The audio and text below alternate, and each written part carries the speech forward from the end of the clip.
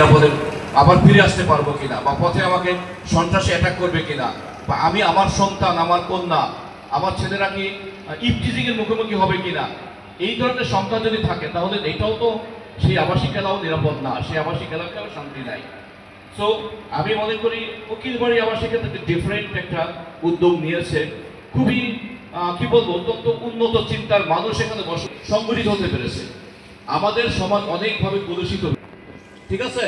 তো এখানে নিঃসন্দেহে অনেক ভালো চিন্তার, অনেক শিক্ষিত মানুষ, মানে অর্থাৎ কল্যাণমুখী আমাদের ভাইয়েরা আমরা রাখা উচিত।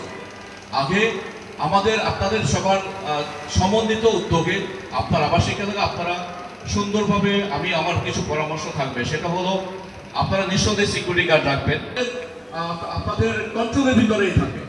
দেন বাট যে রেকর্ডটা এখানে কোনো রেকর্ড থাকবে না, কে করলো, কিভাবে করলো, কি জন্য করলো। আমরা সিসি ক্যামেরা দিলেন, আপনি লক্ষ লক্ষ কোটি কোটি টাকা দিয়ে ফ্ল্যাট কিনছেন, বাট আপনি কত 2, 4, 5, 10,000, 15,000 টাকা সিসি ক্যামেরা স্থাপন করলেন না, আপনার ফ্ল্যাট নট সিকিউর। তো এই জায়গাগুলোতে আমরা অনেক সময় কার্পণ্য বোধ করি, এটা করা উচিত না। এই একটা সিসি ক্যামেরার জন্য আমাদের অনেক বড় ক্ষতি হয়ে যায়, কোটি কোটি টাকা, কোটি কোটি